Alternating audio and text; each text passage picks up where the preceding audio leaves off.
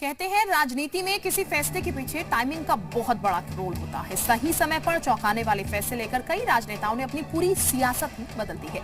कुछ ऐसा ही होता आया है यूपी के वरिष्ठ नेता और पूर्व ऊर्जा मंत्री नरेश अग्रवाल के साथ। राजनीति में नरेश अग्रवाल जैसे कुछ ही होते हैं। पिछले 2 दशकों में 70 वर्षीय अग्रवाल राज्य के सभी 4 प्रमुख राजनीतिक दलों का हिस्सा रहे हैं। वो Samajwadi party, Bahujan Samaj party, BJP और कांग्रेस के साथ रहे हैं। अब उनके 40 वर्षीय बेटे नितिन अग्रवाल को विधानसभा का डिप्टी स्पीकर बनाया गया है। इसके पीछे की बीजेपी की क्या रणनीति है, अब वो आप ग्राफिक्स के जरिए समझिए।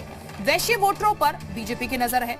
ऐसे में नरेश अग्रवाल के बेटे को डिप्टी स्पीकर का पद, पहली बार विरोधी दल का होगा डिप्टी स्पीकर। नितिन को डिप्टी स्पीकर बनाने की तैयारी पूरी हो चुकी है। वैश्य समाज में अच्छा संदेश इससे जाएगा। 4% वैश्य आबादी को साधने की कवायद ये है। दर्जनों जिलों में वैश्य वोटरों की अहम भूमिका है। 100 विधानसभा सीटों पर काफी प्रभाव है। विधानसभा में 24 वैश्य विधायक हैं।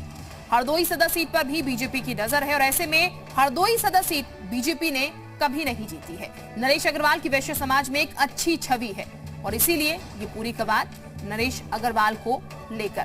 बहरहाल हम आगे बढ़ते हैं। यूपी विधानसभा के विशेष सत्र में कांग्रेस और समाजवादी पार्टी के विधायकों ने खूब हंगामा किया। कांग्रेस विधायकों की मांग थी कि केंद्रीय गृह मंत्री इस्तीफा कब देंगे, तो समाजवादी पार्टी ने महंगाई को हथियार बनाया। हालांकि विधानसभा के अंदर योगी ने विपक्ष को बखूबी जवाब भी दिया। लखीमपुर हिंसा के आरोपियों पर एफआईआर हुई। केंद्रीय गृह राज्य मंत्री अजय मिश्रा का बेटा जेल चला गया। एसआईटी जांच में जुटी हुई है। रिटायर्ड जज के नेतृत्व में जांच की निगरानी हो रही है। बावजूद इसके कांग्रेस इस मुद्दे पर सियासत से बाज नहीं आ रही। यूपी विधानसभा सत्र के पहले ही दिन कांग्रेस विधायकों ने योगी सरकार के खिलाफ नारेबाजी की। कांग्रेस विधायक चौधरी चरण सिंह की प्रतिमा के पास बैनर लेकर विरोध प्रदर्शन करते नजर आए। इन पोस्टरों पर लिखा था कि गृह राज्य मंत्री की बर्खास्तगी कब, किसानों को न्याय कब। किस तरह से भारतीय जनता पार्टी ने एक ऐसे उम्मीदवार का नाम आगे रखा है जो टेक्निकली तो दूसरे दल में है पर समर्थन भारतीय जनता पार्टी का करते हैं, श्री नितिन अग्रवाल जी, और उनको उन्होंने अपना आधिकारिक प्रत्याशी उम्मीदवार अध्यक्ष पद के लिए बनाया। वहीं समाजवादी पार्टी के विधायकों ने भी बढ़ती महंगाई और उपाध्यक्ष के चुनाव को लेकर विरोध प्रदर्शन किया।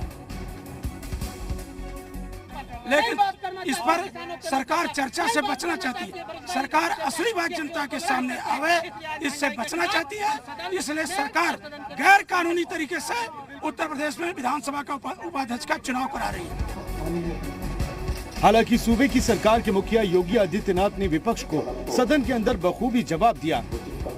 तकनीकी रूप से समाजवादी पार्टी के सदस्य हैं तो सबसे बड़े दल के सदस्य को उपाध्यक्ष का पद मिलना चाहिए था। यह काम भी उस संसदीय परंपरा का निर्वहन करते हुए भारतीय जनता पार्टी विधानमंडल में सदन के रूप में यहाँ पर यदि किया है। युवा भी हैं तो समाजवादी पार्टी के कई चेहरे सामने आ चुके हैं कि समाजवादी पार्टी युवा विरोधी है। कांग्रेस 2022 यूपी विधानसभा चुनाव में लखीमपुर हिंसा के मुद्दे को भुनाने की फिराक में है, लेकिन बीजेपी इस विधानसभा में एक तीर से 2 निशाने साध रही है। नितिन समाजवादी पार्टी के ही सदस्य हैं, इसीलिए परंपरा कायम रही, क्योंकि विधानसभा उपाध्यक्ष का पद परंपरा के मुताबिक विपक्ष के हिस्से का माना जाता है। वहीं माना जा रहा है कि बीजेपी ने यह कदम सफाई खेमे को चिढ़ाने के लिए उठाया है। ब्यूरो रिपोर्ट, जी मीडिया।